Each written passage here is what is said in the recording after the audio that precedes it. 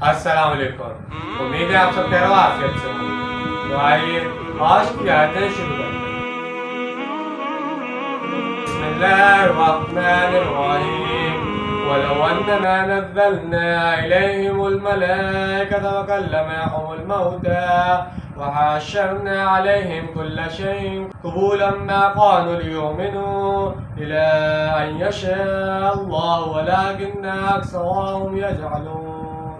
शुरू अल्लाह के नाम से जो बड़ा मेहरबान नहायत रहम करने वाला है।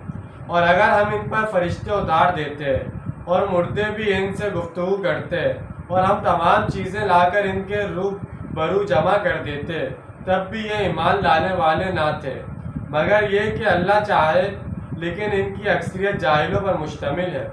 यानी हम इनके मुताबिक एक फ़रिश्ता तो क्या फरिश्तों की फ़ौजें उतार सकते हैं, इन फरिश्तों को आसमान से उतारते हुए दिखा सकते हैं, लेकिन अगर वो वाक़यातन फरिश्ते उतार भी देते और इनको दिखा भी देते, अगर अल्लाह चाहे और अगर किसी के अंदर हक़ की तलब हो तो अल्लाह ताला मौज़ों के बगैर भी ऐसे लोगों की आंखें खोल देता है। जो लोग भी मोहम्मद सल्लल्लाहु अलैहि वसल्लम पर ईमान लाए थे वो मौज़े देख कर तो नहीं लाए थे, वो तालिबान हक़ थे, लिहाजा इन्हें हक़ मिल गया। यहाँ जाहिल से मुराद जज्बाती लोग हैं जो अकल से काम नहीं लेते बल्कि अपने जज्बात के आलाकार बन जाते हैं। अगली आयत फ़लसफ़ा दावत और तहरीक के एतबार से बहुत अहम है। वकज़ालिक जअलना लिकुल्लि नबिय्यिन अदुव्वन शैतानिल इंसि वल जिन्नि युही बअदुहुम इला बअद ज़ुख़रुफ़ल क़ौलि गुरूरा वलौ शाअ रब्बुका मा फ़अलूहु फ़ज़रहुम वमा यफ़्तरून। और इसी तरह हमने हर नबी के दुश्मन बना दिए इंसानों और जिनों में से शयातीन। वो एक दूसरे को इशारों किनारों में पुरफरेब बातें पहुंचाते रहते हैं गुमराह करने के लिए, और अगर आपका रब चाहता तो वो ये ना कर सकते। तो छोड़िए आप सल्लल्लाहु अलैहि वसल्लम इनको और इनके इफ्तरा पर दाजियों को। सोचने और गौर करने का मकाम है। अंबिया को तो मदद की ज़रूरत थी, अल्लाह ने शयातीन को इनके खिलाफ क्यों खड़ा कर दिया?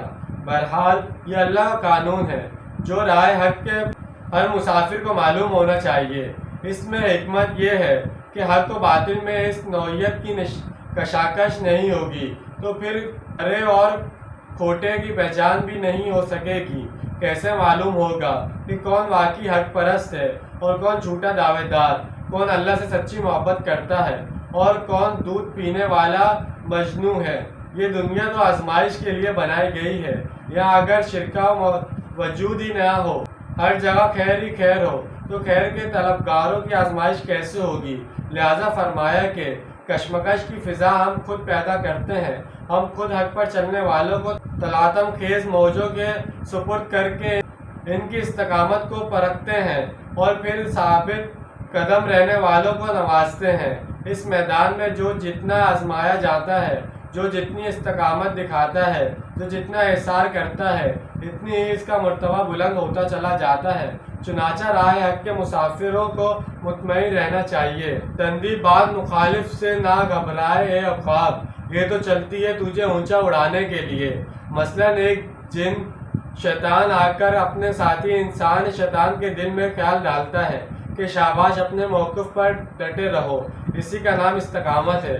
देखो कहीं फिसल न जाना और अपने मुखालिफ के मौक़िफ़ को कबूल न कर लेना। इनका आपस में इस तरह का घट जोड़ चलता रहता है इसलिए कि अल्लाह ताला ने खुद इनको ये छूट दे रखी है। ज़ाहिरी बात है कि इस कायनात में कोई पता भी अल्लाह के अज़न के बगैर नहीं हिल सकता।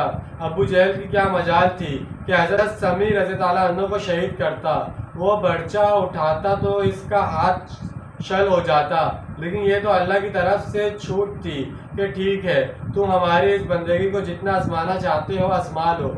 इन आजमाइशों से हमारे यहाँ इसके मुरातिब बुलंद से बुलंद तर होते चले जा रहे हैं। जैसा कि सूरह यासीन में अल्लाह ताला के एक बंदे के इनामात का जिक्र हुआ है। इसने कहा काश के मेरी कौम को मालूम हो जाए कि किस तरह मेरे रब ने मुझे बख्श दिया और मुझे मुअज्जिन में से बना दिया।